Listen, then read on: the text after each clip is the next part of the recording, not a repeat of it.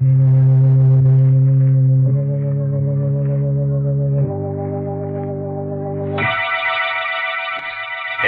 Sanctum Mysteries.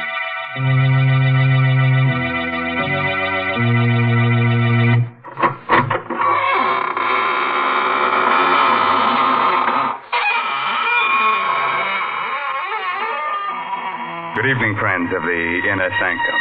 This is your host, Raymond, the gay ghoul. Friends, would you like to fly through the air with the greatest speed? Do you think you'd enjoy being invisible? Oh, it's easy. All you have to do is become a ghost. And to become a ghost, all you have to do is accentuate the ectoplasm and eliminate the protoplasm. Man. If that doesn't work, we'll introduce you to one of the characters on our show. He'll take care of you. As long as you're in the kitchen, you'd better sharpen up a couple of knives, as our main character tonight is going to use them. The story is called Song of the Slasher. It's an original radio play by Milton Lewis and stars Arnold Moss in the role of Detective Dan Miller. Are you ready? Then gather close and listen. If you find you're getting too many chills, then just sit in the fire. A thick, murky fog hangs like a damp veil over the waterfront. Streets are deserted. The buildings loom like tombstones in a cemetery. No living soul can be seen, because people with sense stay behind locked doors. The slasher has murdered and mutilated his fifth victim in 8 days. In a drab, lonely little room, a young woman suddenly looks up when she hears a door close. Hello? Well, what's the matter? Can't you speak? Hey, you, get away from me. Get back up. That knife. What are you doing with that knife? You're a slasher! Help! Help me, someone! It's a slasher! Help! Hello, police headquarters. Hello? It's the slasher. What are you talking about? He's here. 12 Dock Street. He's upstairs. Mr. Nell's apartment. I can hear her screaming now. He's with her. I go up, but I'm an old man. It's the slasher. He's killing her.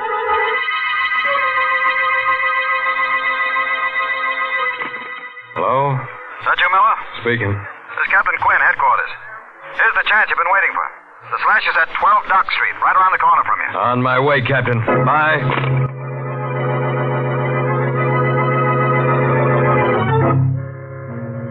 And that's how it started. A detective is asked to do some queer things in the line of duty. I didn't mind moving down to the dump at the waterfront with my wife, if it would help catch the slasher. So when I got the call, I rushed out of my joint and beat it down to 12 Dock Street. Oh. Where is he? Where'd he go? He... Listen, I... Don't do that. I'll get you a doctor. And listen to me, sister. Donnell, her name is. Are they going to send an ambulance? Yeah, but it won't do her no good. You were too late. Did you see the guy who did it?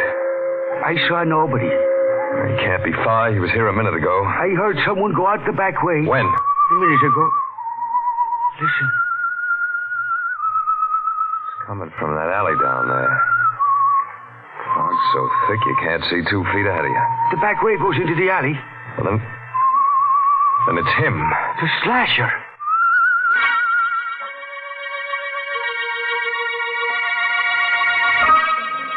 I got down to the alley, the radio cars and the men from the precinct were coming. We went through that neighborhood with a sieve. But we couldn't find the guy who whistled that queer tune.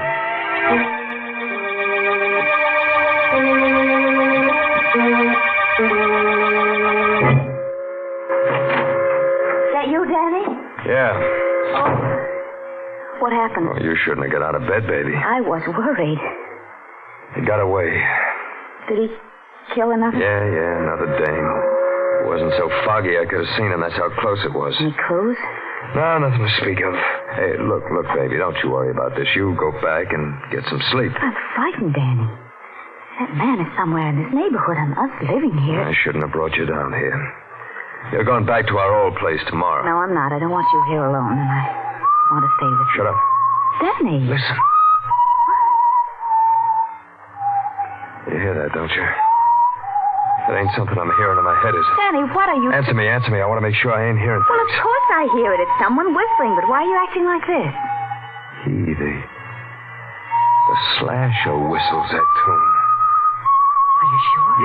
Yeah, I heard him tonight. Then the killer... The slasher must be somewhere around here. I'm going out, baby. Lock the door.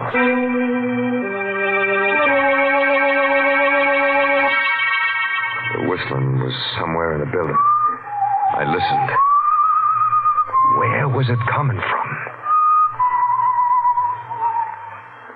It was gone. I looked at my watch. 4:30 in the morning.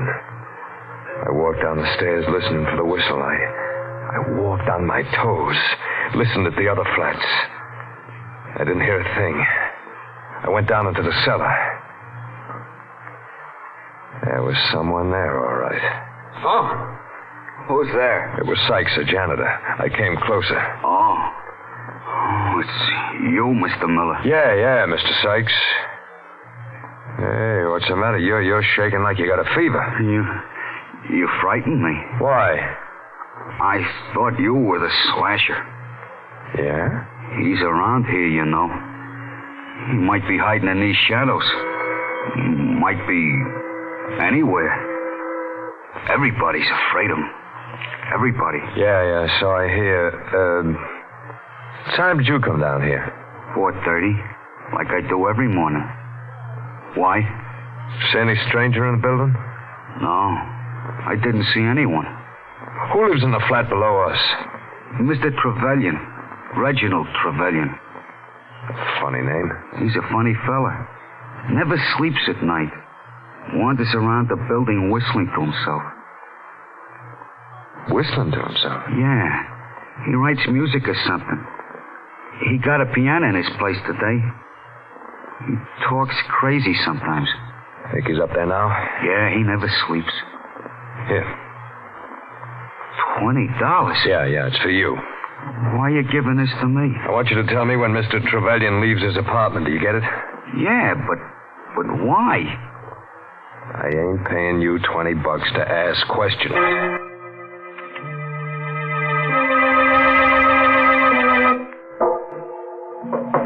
Who's there? Miller. Mr. Miller.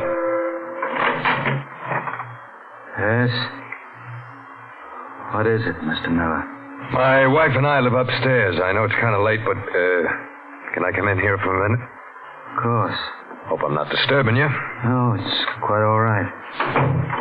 You the people who moved in a few days ago? That's right. Glad to know you.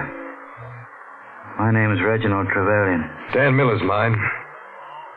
You been up all night? Yes.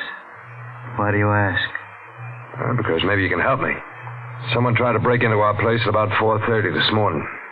Really? Mr. Miller, you think your wife would be very annoyed if I play the piano now? No, I don't think so. She likes music. Does she? She seemed like a charming girl. I noticed her when you first moved in. You're very lucky to have such an attractive wife.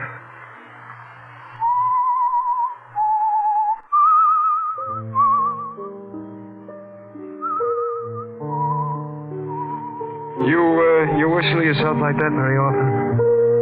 Yes. Especially when I'm working on a new composition. Wait a moment. I think I have it. I've been trying to work out that passage all night. Mr. Miller, please get out of here. I want to be alone. You're a query, you are. I'm not interested in your opinion. Well, what are you waiting for? Get out of here! Get out, I'll blow you out! Try it. I've lost it! What? That passage! You see what you've done? I had it a minute ago and now it's gone! That's how it's been lately. I keep forgetting things. I'm sorry if I was rude to you. I didn't mean to be. Mr. Miller. Good night.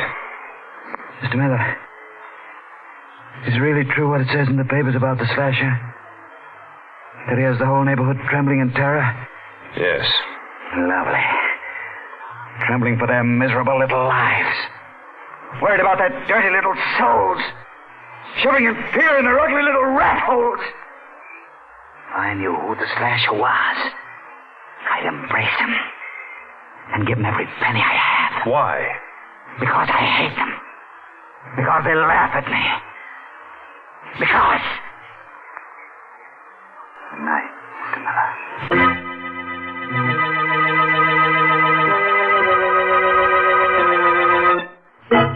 I phoned headquarters, told them to check on Trevelyan. Oh, he was a queer one, all right. So queer, I didn't tell Laura about him. I didn't want to scare her. Couldn't arrest him. I didn't have anything on him yet. I lay down to rest.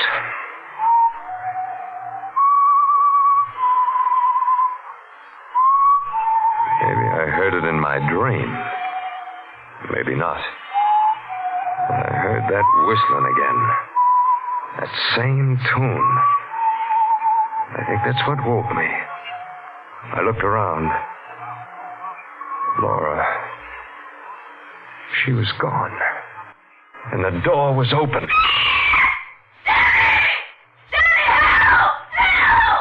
I rushed out. The hall was filled with thick fog. In the yellow light, I saw a crumpled heap on the floor. I recognized Laura's bathrobe.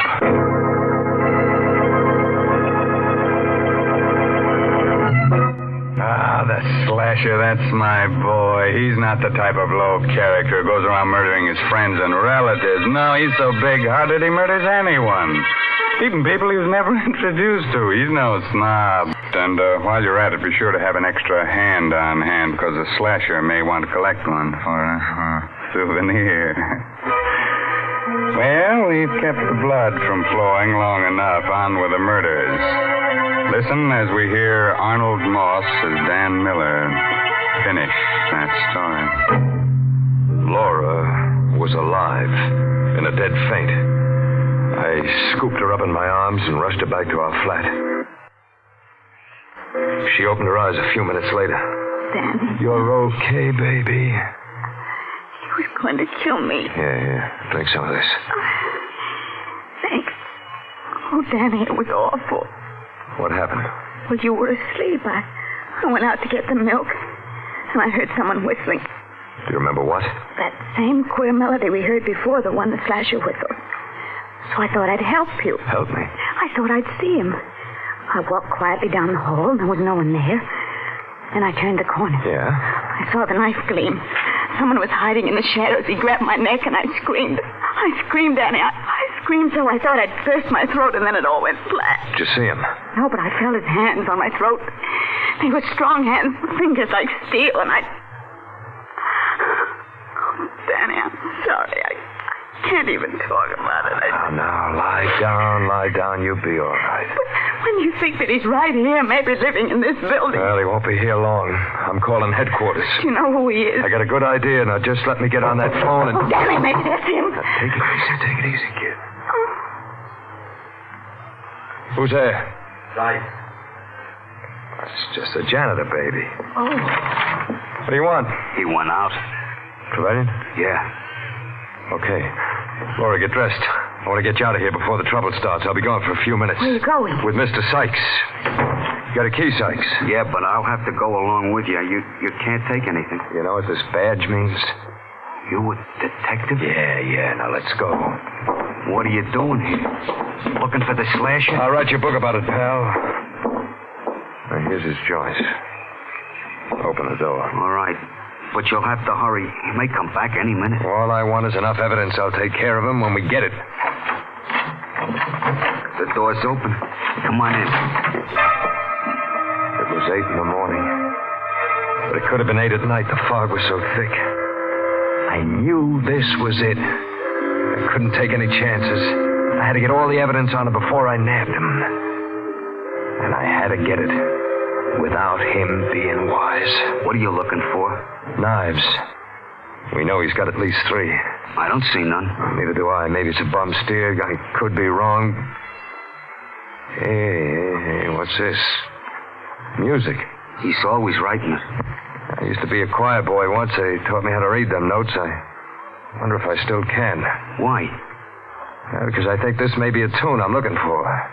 Now, let me see.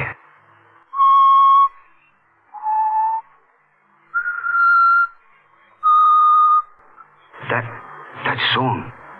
Did you ever hear it before? Yeah. Bet you did. He's always whistling it. I heard it myself when he killed the last one. You've got to find those knives. You better hurry. I think he just went out to get some breakfast. I looked everywhere. Couldn't find the knives. I couldn't bring a guy in just because I heard a song. I found a bunch of keys. They were trunk keys.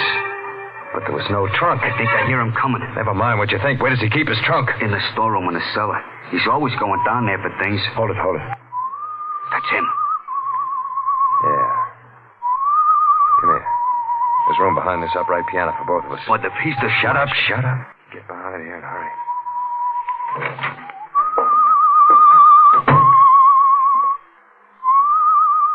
He sat down at the piano and played a queer arrangement of the same tune that led me to him.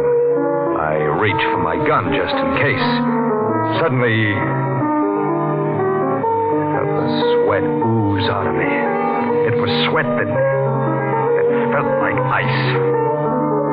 I didn't have my gun. I remembered I took it off when I laid down to rest. It's all wrong. Why can't I get it right? He's going out again. Come on, Sykes. I told you to hurry before. I hear him going down those stairs. It's safe to go now. All right, Sykes. We're going to open that trunk in the store.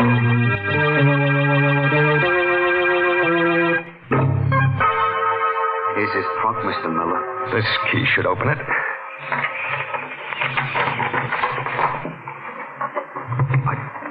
The knives? Yeah. The knives. Look at them. Covered with blood. Shit. Sykes, go to the police precinct. Tell them Miller sent you. Tell them to come over here with as many men as they can spare. All right. I took the knives and put them under my coat. Went up to my room.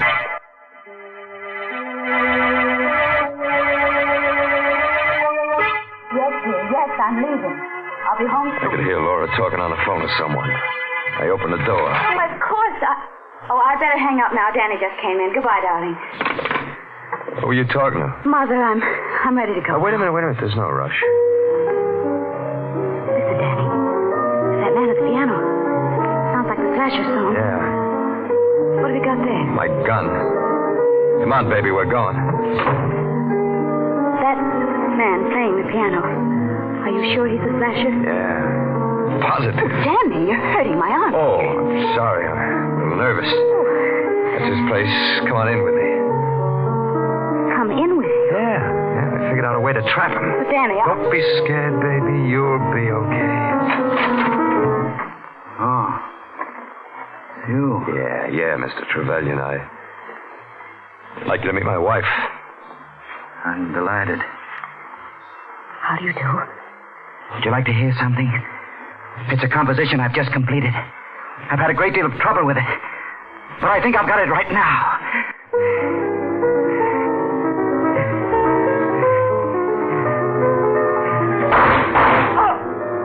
You. That gun. Yeah, you got it coming to you, Slasher. You stupid swine. You idiot. Why did you give me a chance?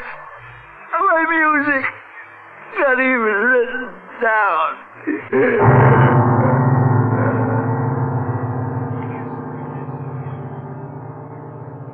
Danny.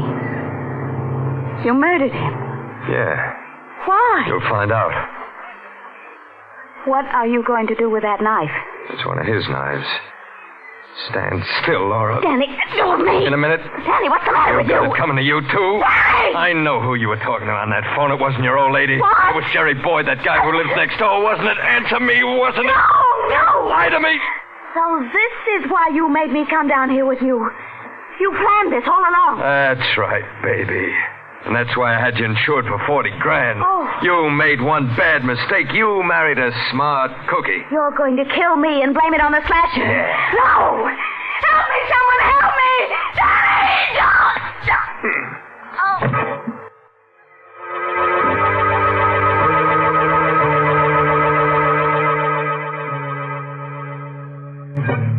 When it was over, I wiped the knife clean of fingerprints. And then I smeared Trevelyan's hand over the handle. I knew what to do. Made it look good, made it look perfect. There's a way to get away with murder. And I found it. I thought.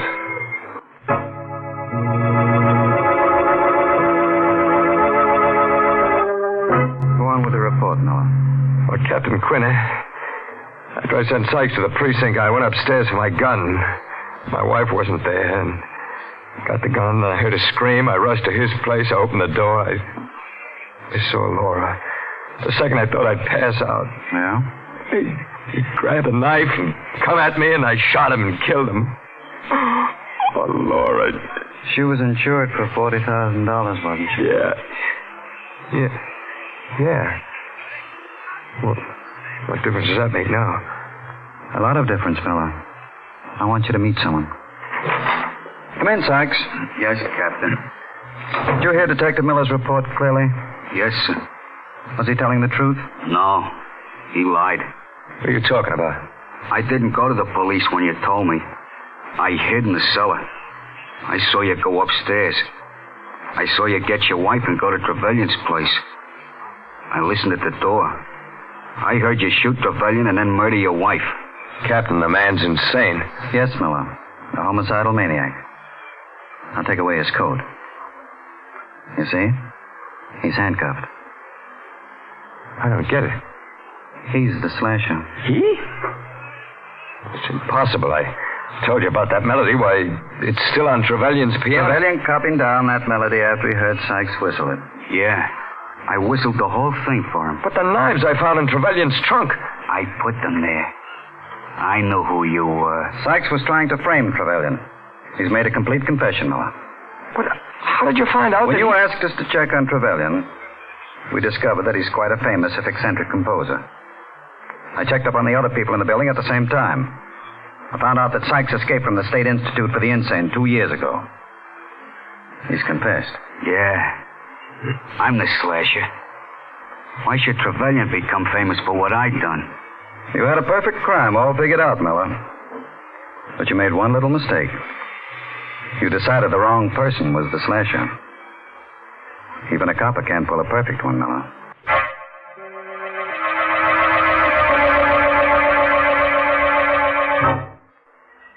So I'm telling you all this because in 10 minutes I won't be able to tell nobody anything.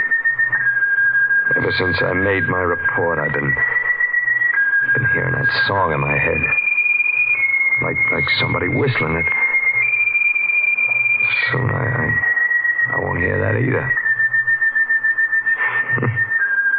It's a nice tune. Kind of sad.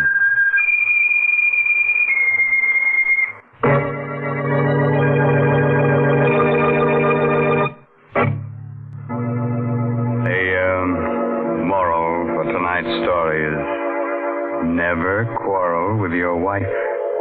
Avoid strife. If that doesn't work, get a carving knife. Now, there's the perfect formula for domestic bliss. Don't you think so, Mary? I do not. Oh, well, then I'll give you another one. You'll love this one. Beat her till she's black and blue. Break her arms and legs in two.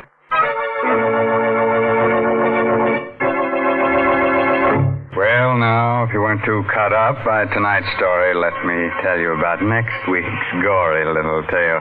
It's about a beautiful woman who holds your hand, tells you about the future. Of course, she's kind of pessimistic. She sees a man with a knife stuck in his throat, the girl waving gaily from the gallows. And listen to this. Our star will be the glamorous motion picture actress, Wendy Berry. Let's make it a date, huh? And now I guess it's really time to close that squeaking door until next week at the same time. Bring you another Inner Sanctum mystery directed by Hyman Brown. So until then, good night. Pleasant dream time.